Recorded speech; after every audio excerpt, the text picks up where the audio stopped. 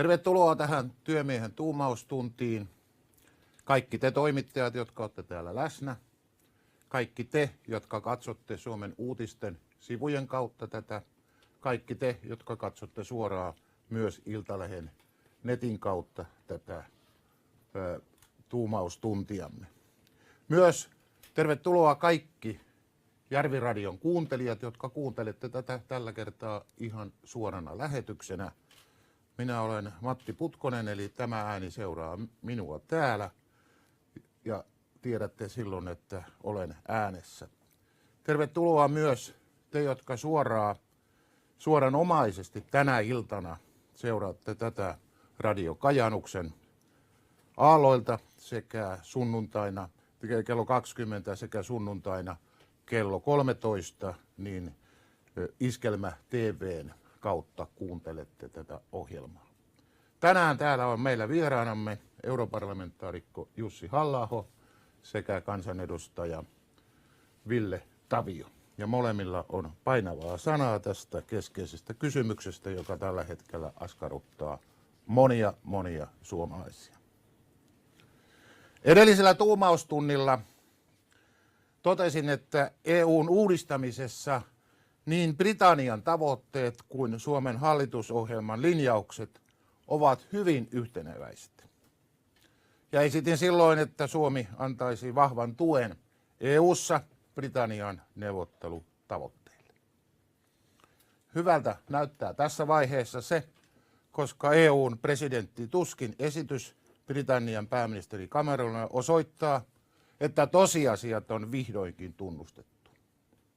EU-maiden suuret elintasoerot ovat johtaneet sosiaaliturvajärjestelmillä keinotteluun. EU:ssa on saatu karvas käytännön opetus siitä, että ainoa taloudellinen kestävä pohja kaikelle sosiaaliturvalle on ansioperusta.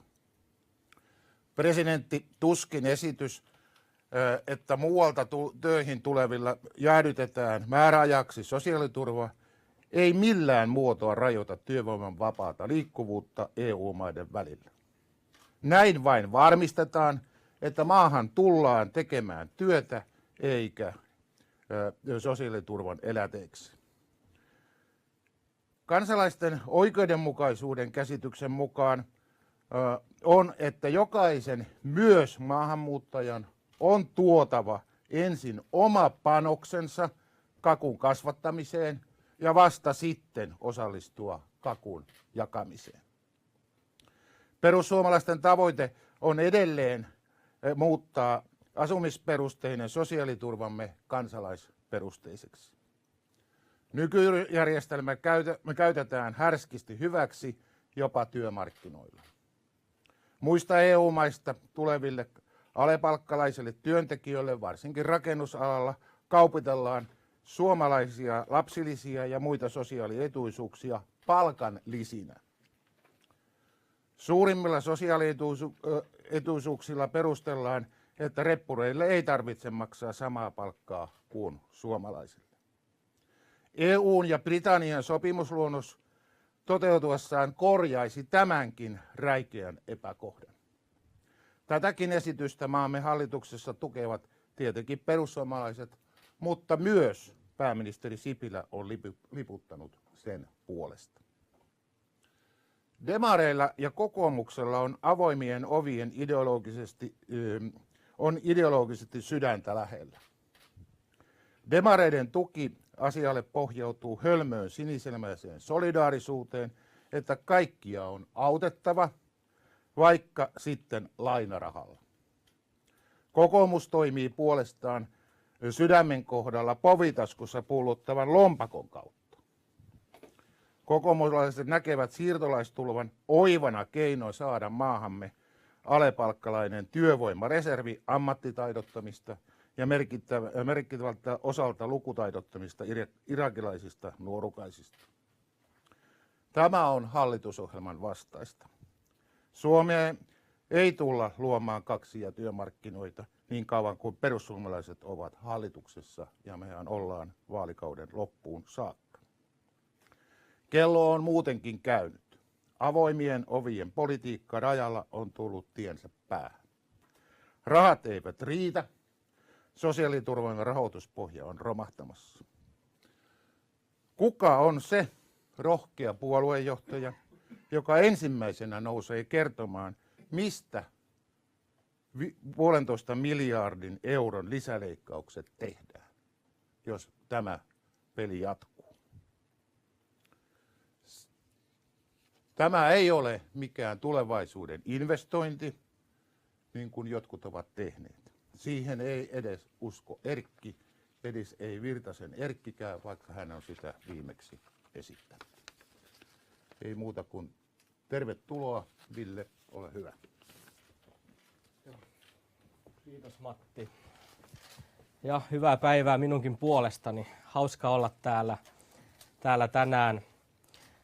Mä keskityn nyt tässä omassa lyhyessä esityksessäni kertomaan tuosta mun lakialoitteesta vakaviin rikoksiin syyllistyneiden ulkomaalaisten karkottamiseksi. Lähtökohtahan tässä on se, että tulee ulkomaalainen sitten Suomeen syystä tai toisesta, niin maan lakeja on noudatettava. Ja jos tehdään rikoksia, niin silloin voidaan katsoa, että kansalaisluottamus, yhteiskuntaluottamus, se on poissa ja henkilö tulee poistaa maasta kotimaahansa. Samoin voidaan nähdä myös se oikeudenmukaisuusnäkökulma, että koska Suomessa on niin isot sosiaalituet, niin ei voida ikään kuin sallia sitä, että täällä rikoksiin syyllistyvä henkilö kärsii sen lyhyen vankeustuomion ja sen jälkeen jatkaisi niiden sosiaalitukien saamista. Eli ei voi tällä tavoin myöskään ajatella, että rikollista palkittaisi. Mutta sitten tähän esitykseeni. Eli kutsun tätä lakialoitetta tällaisella työnimellä kuin karkotusautomaatti. Se nimi tulee siitä, että vakavaan rikokseen syyllistynyt ulkomaalainen karkotettaisiin tämän esityksen mukaisesti automaattisesti. Tämä esitys on jokseenkin samansisältöinen kuin nyt tehty kansalaisaloite, joka on kerännyt tuon tarvittavan 50 000 allekirjoittajaa ja aloite saapuu tänään eduskunnan täysistunnon lähetekeskusteluun. Mutta tämä oma-aloitteeni niin on hyvin paljon yksityiskohtaisempi ja tässä annetaan sitten tämmöinen konkreettinen ja yksityiskohtaisempi esitys, miten tämä asia voitaisiin hoitaa. Se karkotuspäätös esitetään tässä omassa mallissani annettavaksi suoraan käräjätuomioyhteydessä. Nykyisin sitä harkintavaltaa käyttää Maahanmuuttovirasto ja tässä sitten Maahanmuuttovirastolta antaisin sen harkintavallan käräjätuomareille. Maahanmuuttovirasto ei tätä välttämättä kannata ymmärrettävästä syystä. Samassa määrättäisi maahantulokielto automaattisesti. Tämä on juridisesti lisärangaistus, tämä karkotus tässä omassa mallissani. Nykyisin se on hallinnollinen seuraamus, jonka siis Maahanmuuttovirasto antaa poliisin esityksestä. Mielestäni se on jotenkin enemmän niin kuin oikeustajuun käyvää, että se olisi nimenomaan rangaistus. Myös nämä karkotettavat henkilöt kokee tämän enemmän rangaistuksena kuin minä hallinnollisen seurauksena, joten sinänsä tässä niin kuin on tämmöinen suuri myös niin kuin rikosoikeusperiaatteiden kehikko, jossa tämä toimisi paremmin tämä mun ehdotukseni. Selvennykseksi vielä, kun moni on kysynyt, niin kyllä tämä rikostuomio kärsitään ensin ja vasta sitten sen kärsimisen jälkeen seuraa tämä karkotus, josta olisi sitten jo valmis päätös. Eli poliisi voi sitten saattaa ulkomaalaisen suoraan vankilasta kotimaahansa. Karkotus täytäntöön pannaan täysin samalla tavalla kuin nykyisinkin. Siihen ei tässä ole mitään muutosta esitetty. Tässä sitten vielä muutama esimerkki tällaisista törkeistä rikoksista, joista tämä karkotusseuraus nyt sitten ainakin automaattisesti. Eli otan tässä esiin näitä, eli törkeä lapsen seksuaalinen hyväksikäyttö, törkeä raiskaus, henkirikokset, terrorismi, törkeä ryöstö, törkeä ihmiskauppa. Karkotus seuraisi kuitenkin mun esityksen tarkoituksen mukaan siis myös muista vakavista rikoksista. Niitä rikoksia voitaisiin mahdollisesti luokitella yksittäisesti. Eli tässä on ajatuksena ollut, että rangaistus, lapsen seksuaalinen hyväksikäyttö olisi sellaisia tekoja, joista seuraisi myös tämä karkotus lähtökohtaisesti automaattisesti. Tapauskohtaista harkintaa sitten suoritetaan kuitenkin muiden rikosten osalta taas. Ja toisaalta täytyy aina muistaa, että meillä on itsenäinen tuomioistuinlaitos, jossa itsenäisesti toimivilla käräjätuomareilla on tietenkin loppukädessä aina se itsenäinen kokonaisharkintavalta. Tämä automaattinen karkotus seuraa myös, jos tuomitaan vähintään 2 vuotta vankeutta. Se 2 vuotta vankeutta on tässä oma semmoinen raja, jossa tämä automaatio tapahtuu. Eli voidaan karkottaa muutoinkin, mutta 2 vuoden kakusta se on automaattinen. Ja tämä 2 vuottahan voi seurata siis yhtenäisrangaistusjärjestelmässä, jos on syyllistynyt useisiin rikoksiin, josta sitten voidaan määrätä tämä 2 vuotta vankeutta. Sitten vielä tämä prosessuaalinen puoli, joka tähän omaan esitykseeni sisältyy. Tämä prosessipuoli on tässä aika keskeisenä osana tätä omaa ehdotustani, ja nyt sitten vielä lyhyesti se tähän lopuksi. Nykyisin tämä karkotusprosessi toimii tällä tavoin tässä diaesityksessä näytetyllä tavalla neliportaisesti. Ensin tulee tämä rikosasian tuomio, eli sitä on tietenkin seurannut sitten esitutkinta, syyttäjä, syyttämisharkinta, rikoshaaste, syyte ja sitten rikosoikeudenkäynti käräjäoikeudessa, tuomio, jonka jälkeen mahdollinen hovioikeusvalitus ja mahdollinen valitus korkeimpaan oikeuteen. Tämä on tämä kohta 1, yleiset rikosasiain tuomioistuimet. Sitten tässä tietenkin välissä kärsitään se rangaistus sitten tuolla rikosseuraamuslaitoksen toimesta vankilassa, mutta karkotusprosessi etenee sitten näin, että seuraavaksi poliisi tekee karkotusesityksen Maahanmuuttovirastolle. Tämä on tämä kohta 2 tässä diassa, ja sitten siitä poliisin karkotusesityksestä Maahanmuuttovirasto harkitsee ja tekee sen päätöksen, että karkotetaanko vai ei. Tämän jälkeen seuraa hallinto-oikeusprosessi muutoksenhakuna hallinto-oikeus ja sen jälkeen tämä korkein hallinto-oikeus. Oma esitykseni on, että tämä neliportainen prosessi korvattaisiin siis näin yksiportaisella prosessilla. Eli tämä karkotus annettaisiin lisärangaistuksena tämän rikostuomion yhteydessä. Tästä seuraa, että tästähän tulisi huomattavaa säästöä poliisille, tuomioistuinlaitokselle ja maahanmuuttoviranomaisille. Kuitenkin siis myös huomattavaa nopeutumista ja tehokkuutta. Tämän lakialoitteeni yksityiskohdat on sitten vielä niille, ketkä on kiinnostuneita, niin luettavissa siitä lakialoitteestani, ja siellä on selostettu esimerkiksi, että miten toimii tässä prosessissa kuuleminen, muutoksenhaku. Siellä on lisäksi tehty maavertailua EU-maiden kesken siitä, että joissain EU-maissa jo tämän suuntaisesti toimitaankin. Kiitos, siinä oli oma esitys. Kiitoksia Ville, ja sitten europarlamentaarikko Jussi Halla-aho, ole hyvä. Niin, hyvää päivää kaikille läsnä oleville ja lähetystä seuraaville. Tapani mukaan kiitän jälleen Matti Putkosta ja muuta puoluetoimiston väkeä tuumaustunnin järjestämisestä. Käsittelen tässä esityksessäni pääasiassa siirtolaiskriisiä. Loppupuolella annan lyhyen tilannetiedotuksen hyvin ajankohtaisesta ampuma-asedirektiivin uudistushankkeesta ja ehkä lausun myös muutaman sanan Britannian mahdollisesta EU-erosta. Tämä ampuma-asedirektiivi oli tuumaustunnin aiheena viime marraskuussa heti komission esityksen julkistamisen jälkeen. Mutta aluksi siirtolaiskysymyksestä. Tilanne Välimerellä oli hälyttävä jo vuonna 2014, mutta kuten tunnettua on, viime vuonna siirryttiin tulijamäärissä aivan uudelle tasolle. Kun vuonna 2014 EU- ja ETA-maihin jätettiin noin 635 000 turvapaikkahakemusta, viime vuonna niitä jätettiin 940 000. Välimeren yli tuli laittomasti hiukan yli 1 miljoona ihmistä, kun vuotta aiemmin vastaava luku oli noin 220 000. Eli tässä kalvossa näkyy suluissa vuoden 2014 luvut vertailun vuoksi. Vuonna 2014 muuttoliikkeen painopiste oli keskisellä Välimerellä, eli Libyan ja Italian välisellä merialueella.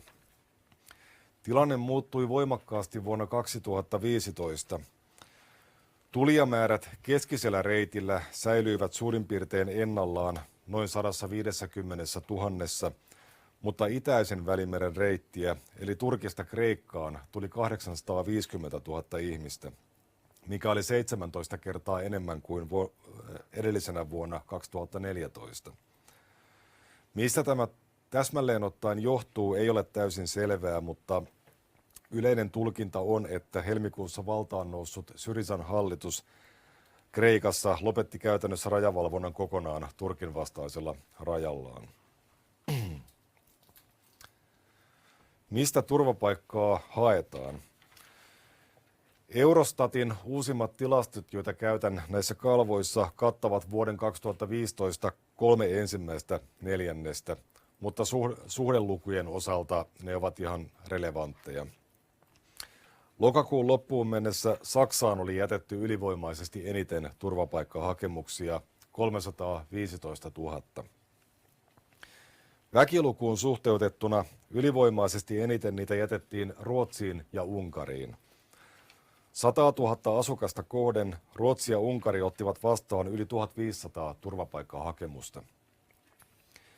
Vaikka Saksan tilanne on saanut paljon mediatilaa, maa on väkilukuun suhteutettuna vasta 6. suurin turvapaikkamaa, noin 500 hakemuksella 100 000 asukasta kohden. Suomi on tässä tilastossa 5. Ruotsin, Unkarin, Itävallan ja Norjan jälkeen. Meillä tuli noin 580 turvapaikkahakemusta per 100 000 asukasta. EU:n keskiarvo oli 220 hakemusta per 100 000. Kaukana Suomen takana ovat sellaiset maat kuin Kreikka ja Italia, jotka kuulemma kokevat kovinta painetta, ja joista halutaan siirtää turvapaikanhakijoita muun muassa Saksaan ja Suomeen. Kreikkaan jätettiin 80 turvapaikkahakemusta 100 000 asukasta kohden, eli vähemmän kuin Islantiin. Ranskaan ja Iso-Britanniaan niitä jätettiin vielä vähemmän. Ketkä hakevat turvapaikkaa? Koko EU:n tasolla turvapaikanhakijoista 33% oli syyrialaisia, 14% afgaaneja, 11% irakilaisia, 6% albaaneja ja 5% pakistanilaisia. Eri EU-maat kuitenkin houkuttelevat hyvin erilaisia kansallisuuksia. Esimerkiksi Italiassa 5 suurinta ryhmää ovat nigerialaiset, pakistanilaiset, bangladesilaiset, gambialaiset ja senegalilaiset. Tämä asia kannattaa huomioida, koska eri kansallisuuksilla on hyvin erilaiset mahdollisuudet saada turvapaikka tai oleskelulupa toissijaisen suojelun perusteella. Italiaan jättävät turvapaikkahakemuksia pääasiassa ihmiset, joilla on hyvin vähäiset mahdollisuudet saada turvapaikkaa mistään EU-maasta ja joita yleisesti pidetään elintasosiirtolaisina. Itä-Euroopan maissa, kuten Tšekissä, Slovakiassa, Puolassa ja Baltian maissa, suuri osa turvapaikanhakijoista taas tulee Venäjältä ja Ukrainasta. Etelä-Euroopan maihin, kuten Espanjaan ja Portugaliin, jätetään turvapaikkahakemuksia ylipäätään hyvin vähän, ja suurin osa hakijoista näihin maihin tulee Afrikan suhteellisen vakailta alueilta. Lähi-idän ja Afrikan sarven tulijat keskittyvät muutamaan Pohjois- ja Länsi-Euroopan maahan. Suomen kannalta oleellisimpia verrokkimaita ovat muut Pohjoismaat, Alankomaat, Belgia ja Saksa. Tanskassa, Ruotsissa, Norjassa, Alankomaissa ja Saksassa ylivoimaisesti suurin hakijaryhmä ovat syyrialaiset. Prosenttiosuus kaikista hakijoista, siis syyrialaisten prosenttiosuus on Tanskassa 49%, Ruotsissa 43%, Norjassa 45%, Alankomaissa 54%, Saksassa 33%. Belgiassa suurin ryhmä ovat irakilaiset 41%, mutta syyrialaiset ovat sielläkin kakkosena 26% kaikista hakijoista. Vastaavasti irakilaisten prosenttiosuudet näissä maissa ovat Tanskassa 8%, Ruotsissa 10%, Norjassa 7%, Alankomaissa 4% ja Saksassa 6%. Suomen tilanne, kuten täältä kalvolta näkyy, on hyvin erikoinen. Meillä turvapaikanhakijoista irakilaisia on 77%, syyrialaisia vain 2%. Suomeen on tullut sekä suhteellisesti että absoluuttisesti enemmän irakilaisia turvapaikanhakijoita kuin yhteenkään toiseen EU-maahan. Tätä ei voi selittää ainakaan maantieteellä, sillä tänne tulevat irakilaiset ovat matkustaneet Unkarin, Itävallan, Saksan, Tanskan ja Ruotsin kautta. Toiseksi eniten Suomeen tulee turvapaikanhakijoita Somaliasta. Heidänkin osaltaan Suomi on ehdoton ykköskohde Euroopassa. Belgia on ainoa toinen EU-maa, jossa somalit ovat edes 5 yleisimmän hakijaryhmän joukossa. Kuten edellisellä aihetta käsitelleellä tuumaustunnilla huomautin, Eurostatin tilastojen mukaan irakilaiset ja somalit saavat Suomesta oleskeluluvan paljon suuremmalla todennäköisyydellä kuin mistään muusta EU-maasta. Myös perheenyhdistämisen ehdot ovat Suomessa sallivammat kuin verrokkimaissa. Nämä tekijät epäilemättä lisäävät Suomen houkuttelevuutta juuri kyseisissä tulijaryhmissä. No, turvapaikanhakijat Suomessa viime vuonna. Suomeen jätettiin viime vuonna 32 476 turvapaikkahakemusta. Kiihkein kuukausi oli syyskuu, jolloin hakemuksia jätettiin lähes 11 000. Näistä syyskuun hakijoista yli 9 000 oli irakilaisia. Suuri osa heistä saapui Suomeen Belgiasta, joka jäädytti irakilaisten turvapaikkahakemusten käsittelyn. Hiukan myöhemmin Suomi teki samoin arvioidakseen Irakin ja myös Somalian turvallisuustilanteen uudelleen. Tulijavirta hiljeni loppuvuotta kohden. Marraskuussa turvapaikanhakijoita oli 5 700 ja joulukuussa noin 1 800. On kuitenkin huomattava, että joulukuunkin tulijamäärä oli suurempi kuin vuoden ensimmäisen 5 kuukauden määrät yhteensä. Eniten tulijavirran hiljentymiseen on vaikuttanut useiden muiden EU-maiden päätös ottaa rajavalvonta uudelleen käyttöön. Rajavalvonta ainakin periaatteessa pakottaa tulijat hakemaan turvapaikkaa niistä maista, joiden kautta liikenne on tähän asti kulkenut Suomeen. Loppuvuodesta myös irakilaisten osuus tulijoista pieneni hiukan, samalla kun afgaanien osuus nousi. No, rajavalvonnan palauttaminen Schengen-alueella on kuitenkin tilapäinen keino. Jos kauttakulkureitti avautuu uudelleen, Suomeen tulevien määrä todennäköisesti palaa hyvin korkealle tasolle.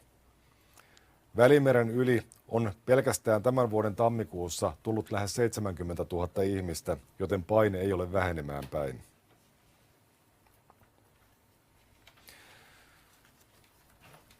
Suomessa sisäministeriö on arvioinut, että noin 30% viime vuonna tulleista turvapaikanhakijoista saisi oleskeluluvan.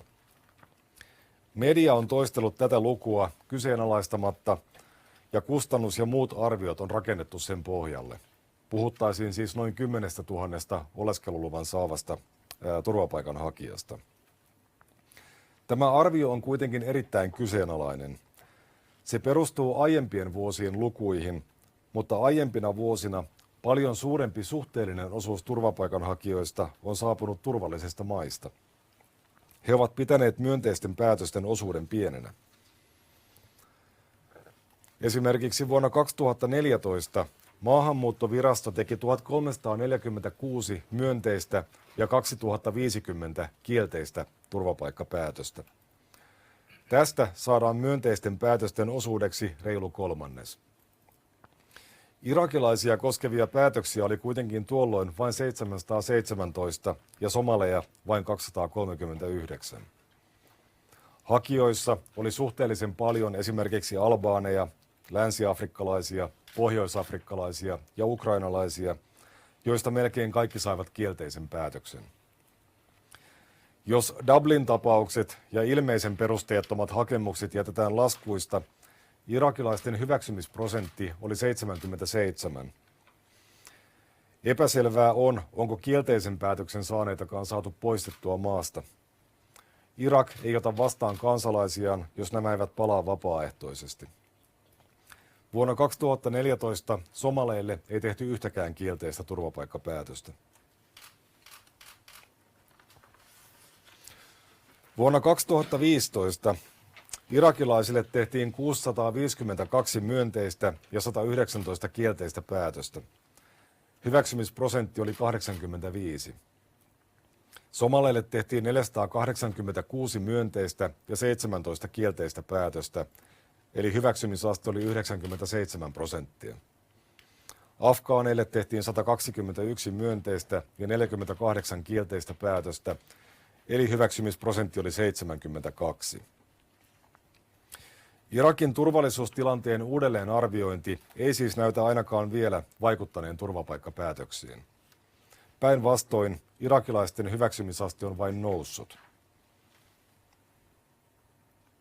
Viime vuonna maahan siis saapui noin 32 500 turvapaikanhakijaa.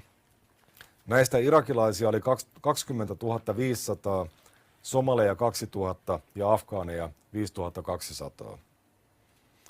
Yhteensä näiden maiden kansalaisia tuli 27 700, mikä oli 85% kaikista viime vuoden turvapaikanhakijoista. Jos hyväksymisprosentti pysyy samana kuin viime vuonna, irakilaisista saa oleskeluluvan 17 500, somaleista 1940 ja afgaaneista 3700. Yhteensä oleskeluluvan saisi siis viime vuonna tulleista irakilaisista, somaleista ja afgaaneista reilu 23 000, eli yli 70% kaikista turvapaikanhakijoista. Tämän päälle tulisivat muita kansallisuuksia koskevat myönteiset päätökset. Näissä luvuissa on lisäksi huomioitava se seikka, että sekä Dublin-palautukset että muut palautukset toimivat EU:ssa ja Suomessa erittäin huonosti. Edes kielteisen päätöksen saaneita ei käytännössä pystytä palauttamaan, jos nämä eivät halua lähteä. EU-tasolla alle 40% kielteisen turvapaikkapäätöksen saaneista saadaan poistettua EUn alueelta. On syytä olettaa, että jotakuinkin kaikki Suomeen asti viime vuonna päässeet myös jäävät tänne. Siksi huomiota tulisi kiinnittää vetovoimatekijöiden karsimiseen. On naivia jeesustelua väittää, että vetotekijöitä ei olisi, jos Suomi tilastojen valossa on ylivoimainen suosikkikohde EU-hun tuleville irakilaisille ja somaleille. Mitä pitäisi tehdä? Ensinnäkin on kiristettävä turvapaikkakäytäntöä. Jos Suomesta saa oleskeluluvan oleellisesti helpommin kuin mistään muusta EU-maasta, Suomen tulkinnoissa on pakko olla jotain vialla.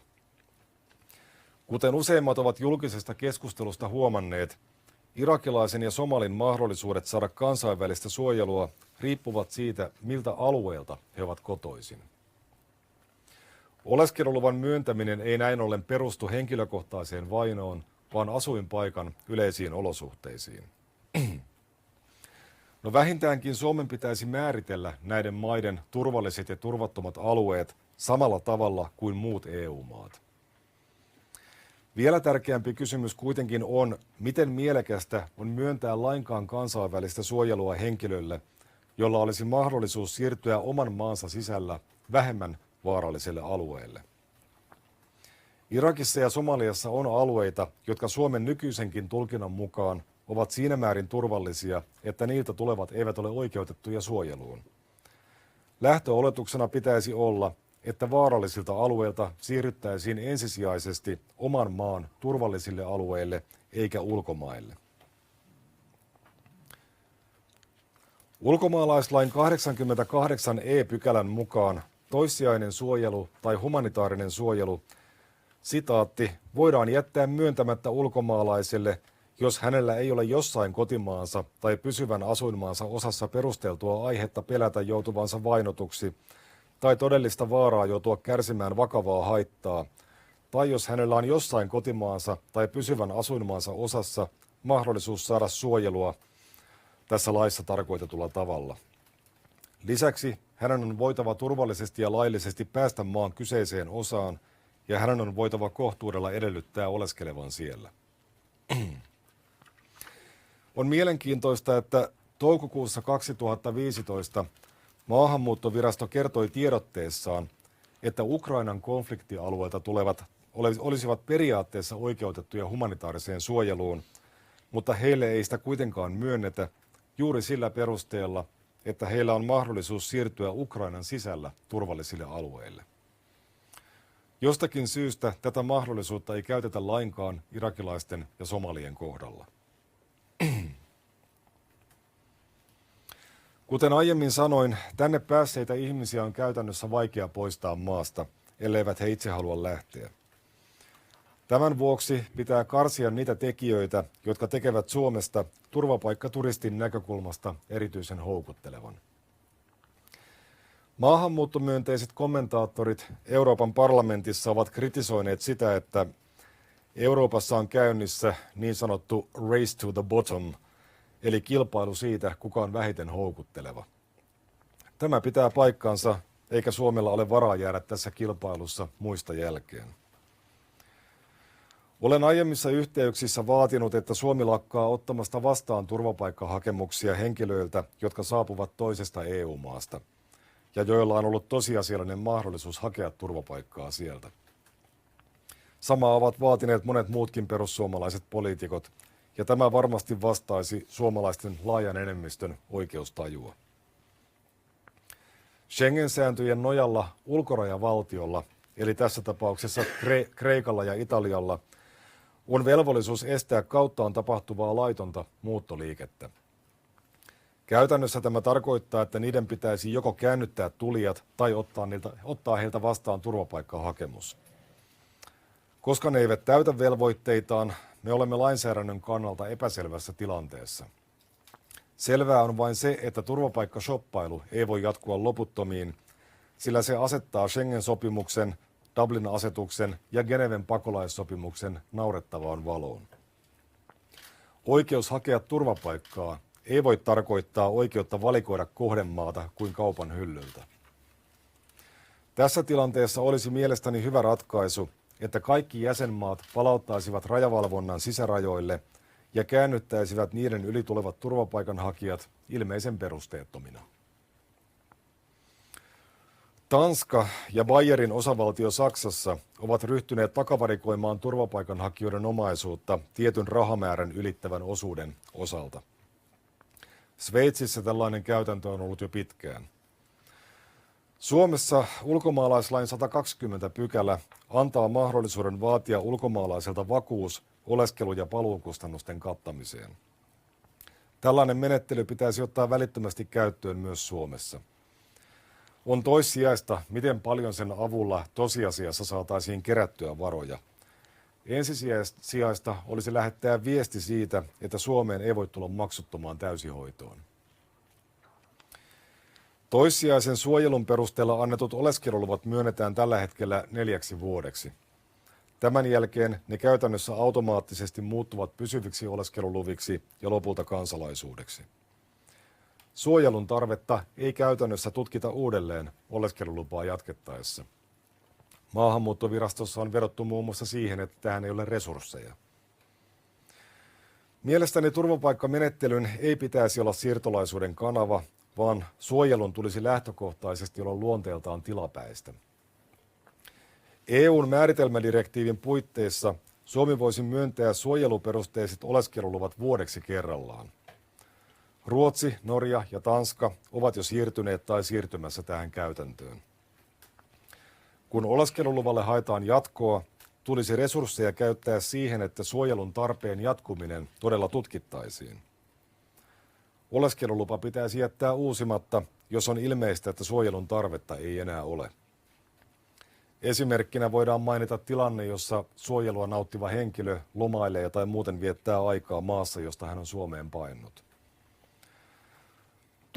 Varsinaisen turvapaikkastatuksen saaneille oleskelulupa pitäisi myöntää direktiivin mukaisesti 3 vuodeksi eikä 4, kuten nyt. Sitten perheen yhdistäminen, joka on nähtävä kriittisenä ongelmakohtana. Se on tärkein yksittäinen maahanmuuttoperuste. Suomeen muuttaa perheperusteella enemmän ihmisiä kuin töihin tai opiskelemaan tai muista syistä. Viime vuonna Suomeen tuli yli 30 000 turvapaikanhakijaa. Oleskeluluvan saatuaan jokainen panee perheenyhdistämishakemuksen vireille, joten tulijamäärä moninkertaistuu. Tämä merkitsee luonnollisesti kustannusten ja yhteiskunnallisten lieveilmiöiden moninkertaistumista. Maahanmuuttopoliittisessa toimenpideohjelmassaan, joka on päivätty 8. joulukuuta, hallitus ilmoittaa aikovansa kiristää perheenyhdistämisen edellytyksiä täysimääräisesti EU:n perheenyhdistämisdirektiivin mukaisesti. Tammikuun lopussa sisäministeriö kuitenkin ilmoitti, että ainoaksi kiristykseksi jää perheenyhdistäjän toimeentulovaatimuksen laajempi soveltaminen. Lakiin kuitenkin jäisi edelleen mahdollisuus tehdä poikkeuksia, jotka ainakin tällä hetkellä ovat pääsääntö humanitaaristen maahanmuuttajien kohdalla. Ja tätäkin lakiesitystä käsitellään vasta kesällä. No mitä EU:n perheenyhdistämisdirektiivi sallisi ja mitä muut EU-maat tekevät?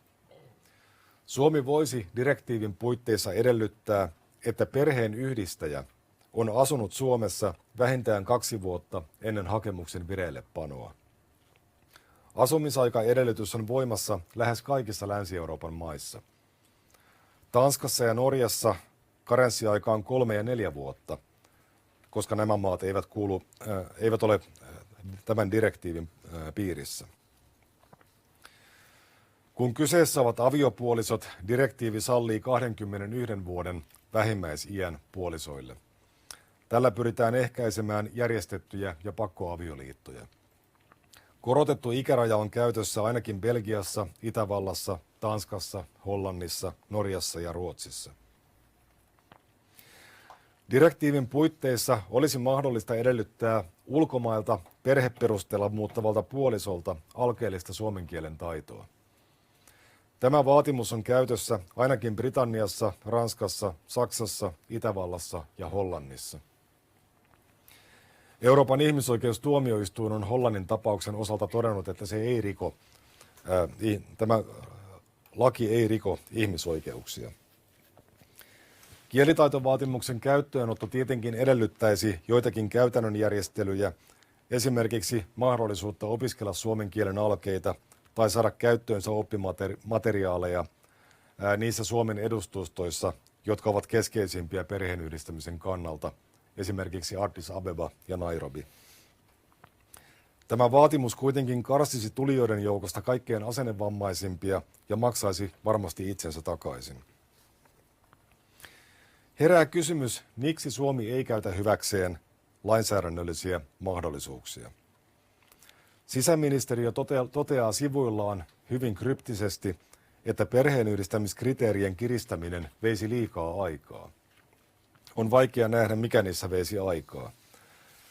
Varsinkin asumisaikaedellytys pitäisi saada pikaisesti voimaan ennen kuin viime vuonna saapuneiden turvapaikanhakijoiden perheenyhdistämisruletti lähtee pyörimään, koska näin saataisiin ainakin pieni hengähdystauko. Tänä vuonna turvapaikanhakijoita tulee lisää. Mielenkiintoista on, että hallituksen esitysluonnoksessa arvioidaan, että asumisaikaedellytyksen käyttöönotto todennäköisesti vähentäisi turvapaikanhakijoiden määrää ja ohjaisi heitä muualle. Jos hallitus itse arvioi, että tämä olisi tehoava toimenpide, miksi sitä ei haluta ottaa käyttöön?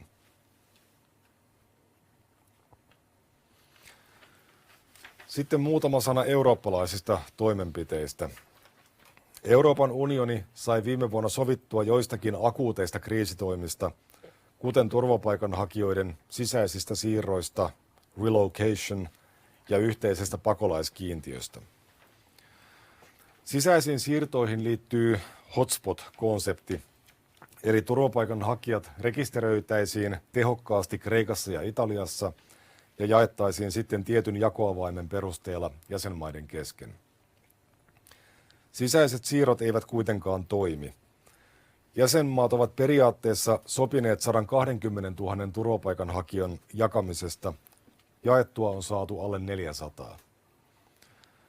Tällä vauhdilla tämänkin kiintiön jakamiseen menee satoja vuosia. Suuri osa jäsenmaista on haluttomia ottamaan turvapaikanhakijoita vastaan. Syyt ovat osittain taloudellisia, mutta Keski- ja Itä-Euroopan mailla ei myöskään ole osaamista eikä muita valmiuksia turvapaikkahakemusten käsittelyyn tai tulijoiden kotouttamiseen. Toisaalta turvapaikanhakijat itse ovat haluttomia menemään minnekään muualle kuin Saksaan ja Pohjoismaihin. Toinen ongelma liittyy numeroihin. Vaikka 120 000 turvapaikanhakijaa saataisiin jaettua jäsenmaiden kesken, tällä luvulla ei ole enää mitään tekemistä todellisuuden kanssa. Tulijoita oli viime vuonna 1 000 000, tänä vuonna määrä voi olla mitä hyvänsä. Taakanjako ei siis käytännössä toimi, eikä siitä tule eurooppalaista ratkaisua. Se ei liioin ratkaise perusongelmaa. Elintasokuilu ajaa ihmisiä liikkeelle Afrikasta ja Lähi-idästä, ja mitä enemmän Eurooppa ottaa vastaan, sitä useampi lähtee liikkeelle. Väestön kasvu pitää huolen siitä, että tulijat eivät lopu koskaan. Julkisuudessa puhutaan paljon merimatkan vaarallisuudesta, mutta kaikki on suhteellista. Viime vuonna Välimerellä hukkui 3500 siirtolaista. Yli 1 000 000 pääsi yli. Todennäköisyys päästä meren yli hengissä on siis 99,7%. Tämä on aika kaukana siitä todennäköisestä kuolemasta, josta suomalainen media usein puhuu. Kun jäsenmaat näkevät, että EU ei kykene ratkaisemaan tilannetta, ne ottavat aloitteen omiin käsiinsä, mistä on nähty merkkejä jo viime vuonna.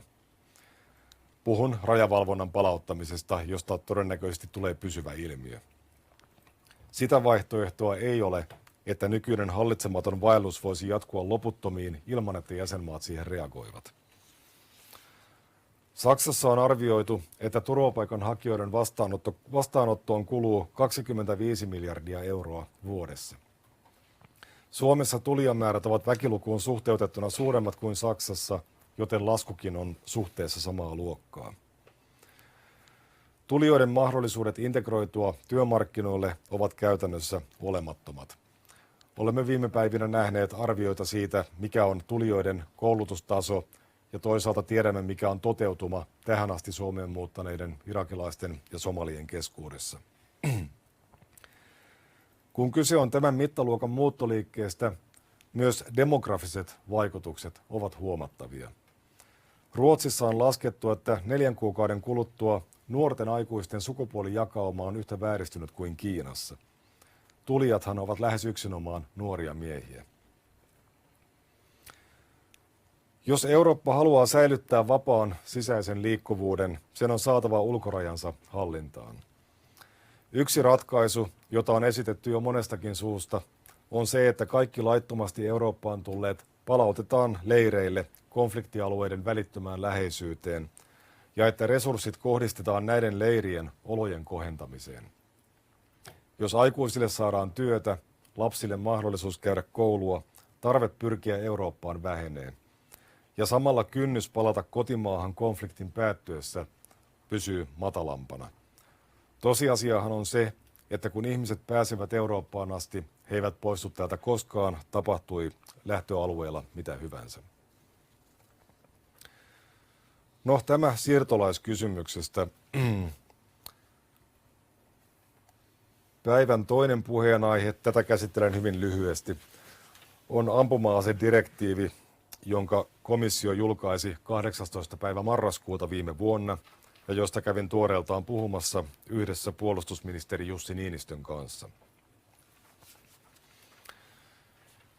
Keskeisiä ongelmakohtia komission esityksessä ovat ensinnäkin niin sanottujen B-kategoriaan, eli rajoitettuihin aseisiin kuuluvien aseiden siirtäminen A-kategoriaan, joka tarkoittaa kiellettyjä aseita. Käytännössä tämä tarkoittaisi reserviläis- ja practical-ammunnassa käytettävien itselataavien kiväärien kieltämistä, takavarikoimista ja tuhoamista. Toisena on sarjatuliaseiden, myös deaktivoitujen täyskielto. Kolmantena kaikkien ampuma-aselupien määräaikaisuus. Neljäntenä aseiden ja ampumatarvikkeiden etämyynnin voimakas rajoittaminen. Ja viidentenä pakolliset lääkärintarkastukset ja psykologiset testit luvanhakijoille. Suomessa tätä asiaa on lähestytty lähinnä reserviläisten tarpeista, maanpuolustusnäkökulmasta ja on puhuttu kansallisen poikkeuksen hakemisesta. Nähdäkseni näitä esityksiä on kuitenkin vastustettava periaatteellisista syistä, koska niiden perustelut ovat virheelliset, ja virheellisesti perustellut lait eivät ole laadukasta lainsäädäntöä. Komission esitystä perustellaan yleisellä järjestyksellä ja turvallisuudella sekä rikollisuuden ja terrorismin torjunnalla. Mutta niillä asetyypeillä, joita komissio esittää kiellettäväksi, ei ole mitään tekemistä näiden ongelmien kanssa. Rikostilastojen valossa ne ovat itse asiassa kaikkein vähiten ongelmallisia aseita. Komission esitystä voidaankin pitää oppikirjaesimerkkinä mielikuvapolitiikasta. Vastuuvaliokuntana Euroopan parlamentissa on sisämarkkinavaliokunta IMCO, jossa olen varajäsen. Varajäsenenä minulla on mahdollisuus osallistua esityksen valiokuntakäsittelyyn ja muun muassa tehdä siihen muutosesityksiä. Oma parlamenttiryhmäni ECR sai itselleen asedirektiivin esittelijän eli raportöörin tehtävän, joka siis johtaa direktiivin valiokuntakäsittelyä. Hain tätä tehtävää itselleni, mutta sen otti valiokunnan puheenjohtaja britti Vicky Ford.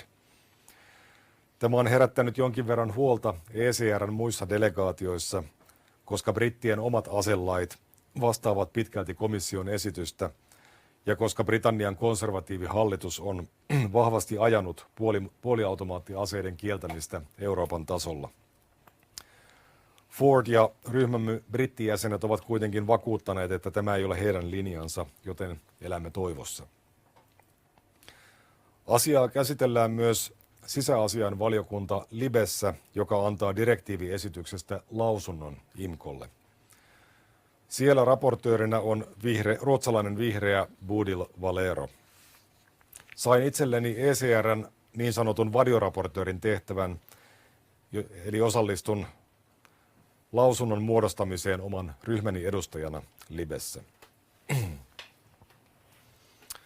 Komissio esitteli direktiiviluonnoksen IMCOlle 7. joulukuuta 2015 ja Libelle 14. tammikuuta tänä vuonna. Vastaanotto kummassakin valiokunnassa oli paljon kriittisempi kuin olisin uskaltanut toivoa.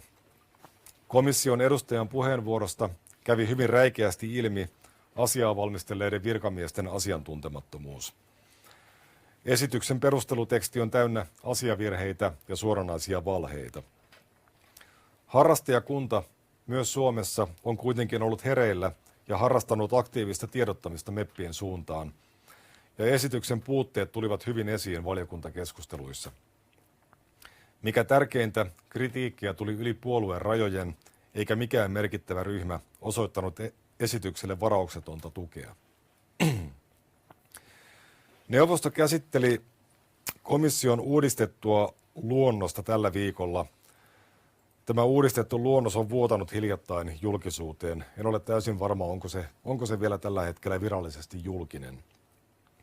Siinä on otettu pieniä askeleita oikeaan suuntaan, muun muassa palauttamalla jäsenmaille mahdollisuus antaa erityistapauksissa lupia myös A-kategorian aseisiin. Tämä on hyvä asia varsinkin asekeräilijöiden kannalta. Ne epäkohdat, joihin pyrin omassa työssäni nyt vaikuttamaan, ovat puoliautomaattisiin kivääreihin kohdistuvat rajoitukset, aselupien määräaikaisuus sekä pakolliset lääkärintodistukset, joista Suomellakin on huonoja kokemuksia muutaman vuoden takaa. Olen viimeiseen kalvoon rakentanut käsittelyaikataulun Euroopan parlamentissa, mutta ehkä en ala sitä lukemaan nyt ääneen. Eli helmikuusta kesäkuuhun tätä asiaa käsitellään IMKossa ja LIBessä. Siihen tehdään muutosesityksiä ja lopullinen valiokuntaäänestys on IMKossa 27. päivä kesäkuuta. Milloin tämä asia tulee täysistunnon päätettäväksi on vielä auki, mutta komission tavoitteena on se, että direktiivi saataisiin hyväksyttyä Euroopan parlamentissa kesäkuun loppuun mennessä. Tämän enempää en osaa tässä vaiheessa nyt tästä asiasta sanoa. No sitten Matti oli esittänyt toivomuksen, että sanoisin vielä muutaman sanan tästä Britannian kysymyksestä. Itsehän olen samassa parlamenttiryhmässä brittikonservatiivien kanssa ja konservatiivit ovat hyvin voimakkaasti jakautuneet tässä kysymyksessä. Siellä on kyllä-leiri ja ei-leiri. Britannian neuvotteluasetelma tai Britannian ja komission neuvotteluasetelma on ollut siinä mielessä hyvin vaikea alusta lähtien, että Britannian pitäisi saada jotain konkreettista tarjottavaksi omille äänestäjilleen. Toisaalta komission on vaikea antaa Britannialle mitään kovin kouriin tuntuvaa, koska siellä tietenkin ymmärretään, että jos Britannia saa huomattavia myönnytyksiä jäsenehtoihinsa, niin sen jälkeen puolet jäsenmaista on omien toivomustensa kanssa liikkeellä. Toisaalta sekä eron kannattajat että vastustajat tuntuvat olevan sitä mieltä, että on aivan yhdentekevää, mikä näiden neuvottelujen tulos on, koska harva britti muodostaa neuvottelutuloksen perusteella omaa kantaansa. Kanta on hyvin monen osalta jo lyöty lukkoon, ja brittien keskuudessa tuntuu vallitsevan yhteinen näkemys siitä, että kaikkein suurin vaikutus äänestyskäyttäytymiseen on sillä, saako EU kesään mennessä jollain konkreettisella tavalla ratkaistua siirtolaiskriisiä ja tapahtuuko uutta huomattavaa terroristi-iskua Euroopassa. Nämä ovat ne asiat, jotka vaikuttavat suuresti brittien äänestyskäyttäytymiseen. Nyt viimeisten mielipidekyselyjen mukaan ei-leiri näyttäisi olevan muutaman prosenttiyksikön johdossa, mutta laajalle levinnyt näkemys on myös se, että viime hetkellä moni epäröivä äänestää kuitenkin kyllä sen takia, että eron seurauksia ei pysty kukaan ennustamaan ja se koettaisiin hyppynä tuntemattomaan. Mutta niin, nähtäväksi jää. Ehkä lopetan oman esitykseni tähän ja luovutan puheenvuoron takaisin Putkoselle. Kiitoksia Jussi. Ja sitten jatketaan niin, että Ville tulee myös tänne ja käydään semmoinen rapsakka kyselykierros tässä tämän suoran lähetyksen puitteissa. Siellä on Sirje, jolla on mikrofoni ja hän antaa sen teille. Jokainen sanoo oman nimensä ja edustamansa laitoksen eli välineen, koska sitten myös radion kuuntelijat pääsevät kärrylle, mistä päin kysymykset tulee. No niin, sieltä Maikkari aloittaa. Päivää.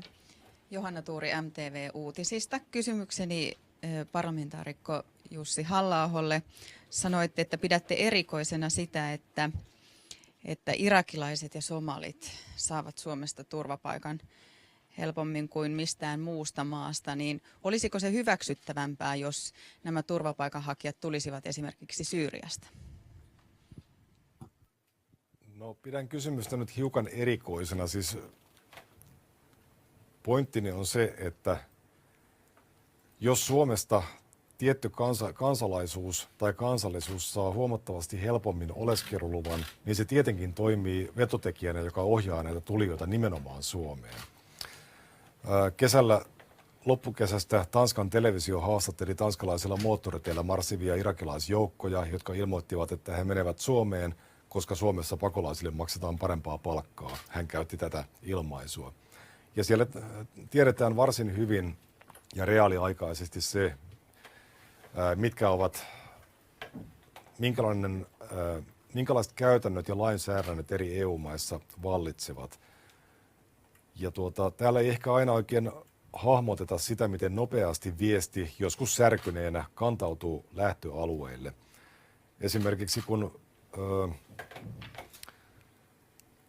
pääministeri Sipilä teki viime syksynä tämän varmaan lähinnä kotiyleisölle suunnatun eleensä ja ilmoitti luovuttavansa talonsa turvapaikanhakijoiden käyttöön, niin tämä oli seuraavana päivänä joka puolella arabiankielistä internettiä ja monet Suomeen tulleet irakilaiset ilmoittivat, että he kuulivat töissä televisiota katsellessaan, että Suomesta pääministeri antaa heille asunnon. He tulivat tänne.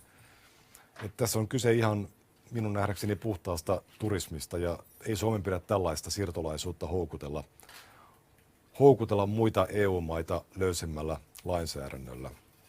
No tietenkin syyrialaisten tilanne on varmasti paljon tukalampi, koska Syyriassa käydään sotaa, mutta niin kuin Eurostatin luvuista näemme, Suomeen ei tule syyrialaisia turvapaikanhakijoita käytännössä lainkaan.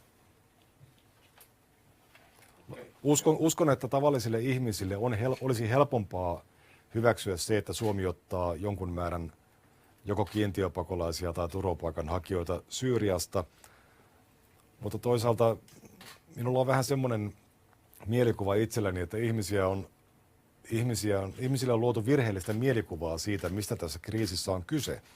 Syyrialaiset muodostavat enää kolmanneksen ylipäätään EU-hun tulevista turvapaikanhakijoista, ja Suomeen heitä ei tule lainkaan, vaikka ihmisten mielialoja on Suomessa muokattu mielikuvilla rantavesiin hukkuneista syyrialaisista lapsista. Ja ihmisillä varmaan on aika laajasti se käsitys, että tässä on nyt ennen kaikkea kyse Syyrian sisällissodasta.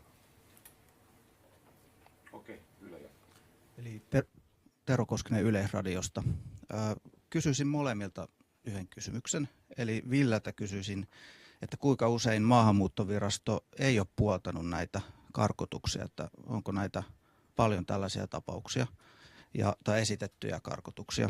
Ja sitten Jussilta kysyisin, kun tämä sisäministeriö tuli tässä parissa kohtaa esiin, eli arvioitte, että sisäministeriö arvioi alakanttiin näitä hyväksymisprosentteja, eli arvio on 30% ja sinun mielestä se 70% olisi se oikea. Ja toinen oli sitten tämä perheenyhdistämiskysymys, niin onko sisäministeriöllä joku tämmöinen harkittu linja ja onko tässä joku poliittinen tausta? Jussi ja Ville aloittaa ja sitten Jussi. Joo.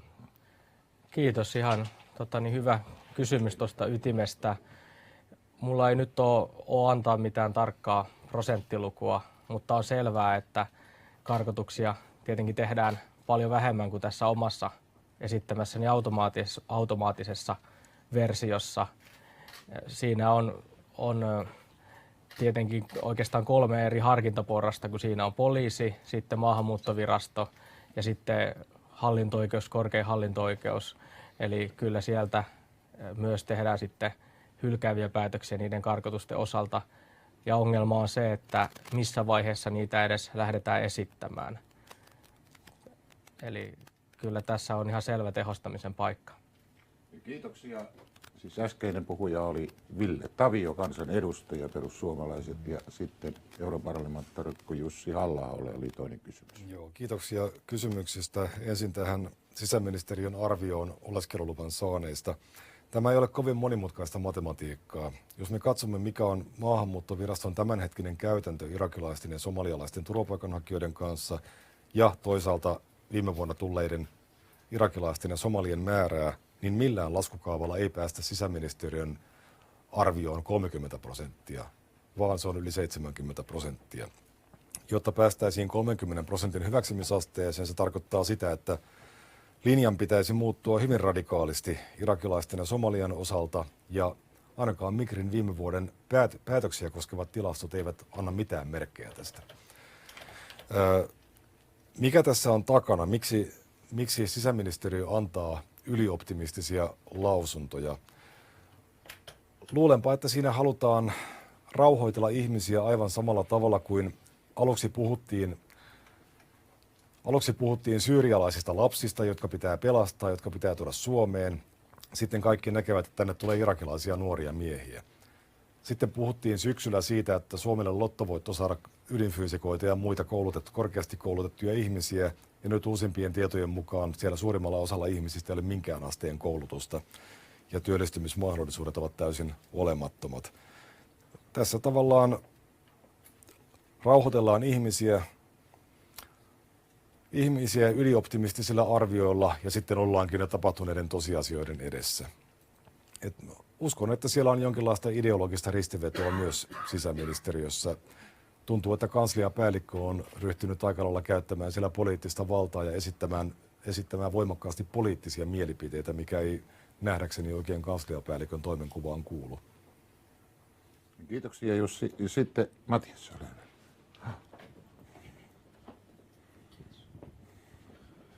Matias Turkkila, Suomen Uutiset.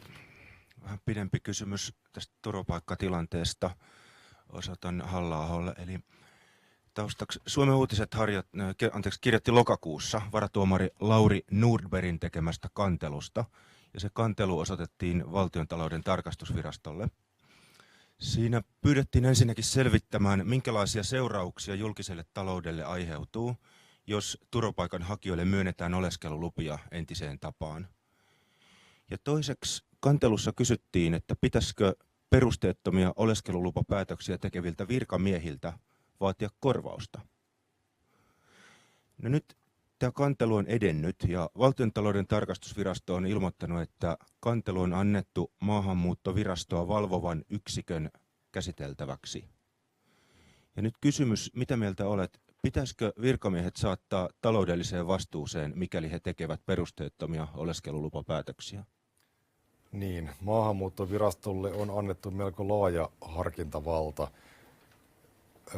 Muodostunut käytäntö on tietenkin se ongelma ja silloin kun maahanmuuttovirasto tekee turvapaikkapäätöksiä, se joutuu ottamaan huomioon myös se, mikä on hallinto-oikeuksien kanta samankaltaisissa tapauksissa. Siellä on turha tehdä sellaisia päätöksiä, jotka menisivät joka tapauksessa nurin oikeusprosessissa. Eli sikäli kuin turvapaikkapäätöksiä tekevät ihmiset toimivat oman laillisen harkintavaltansa puitteissa, on tietenkin kovin vaikea vetää heitä oikeudelliseen vastuuseen aiheuttamistaan kustannuksista. Tietenkin on sitten eri asia, jos siellä on ylitetty oma harkintavalta, mutta sen osalta en pysty esittämään mitään arviota. Matiaksella oli toinen kysymys. Toisen kysymyksen. Tämä tulee Järviradion kuuntelijalta. Ei ole varsinaisesti osoitettu kummallekaan, mutta vastaa kumpi katsoo aiheelliseksi. Onko turvapaikkakriisissä kyse uskonsodasta?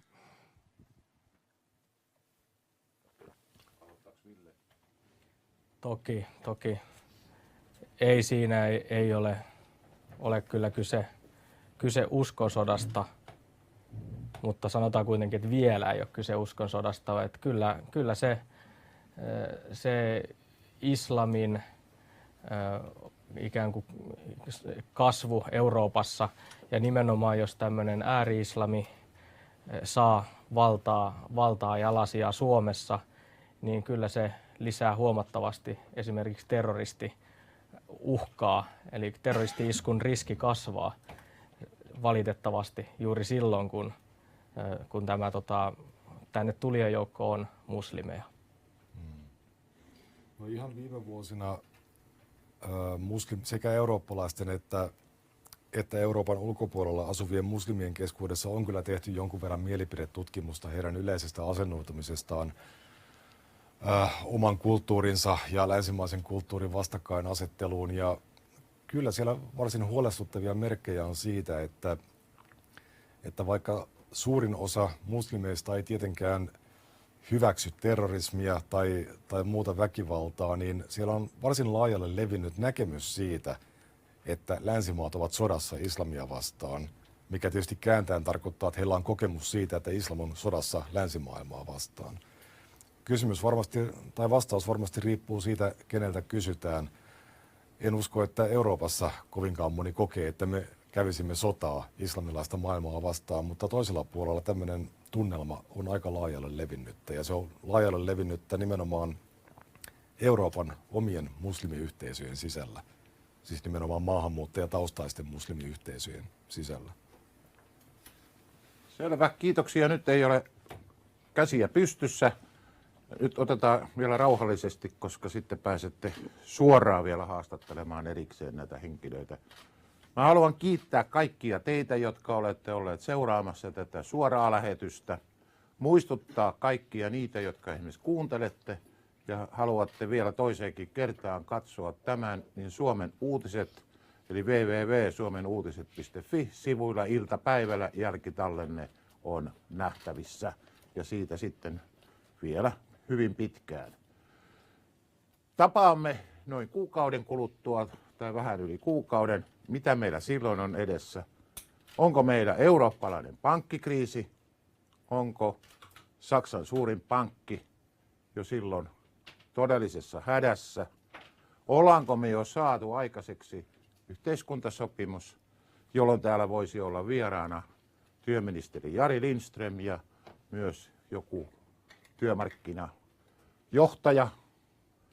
Onko meillä tapahtunut minkälaista ja kuinka isoja edistyksiä sitten näissä kysymyksissä, joita hallitus on tässä tai niin kuin mä kutsun laittamaan maahantulvan estämiseksi tehnyt. Ne ovat koko ajan siellä käynnissä ne prosessit ja niitä on hyvin pitkälle samansisältöisiä, mitä Jussikin tässä omassa alustuksessaan esitti. Haluan kiittää Ville Taviota ja Jussia tästä Halla-ahoa tästä vierailusta ja tältä osin tapaamme kuukauden kuluttua. Kiitos. Kiitoksia. Kiitos. Okei.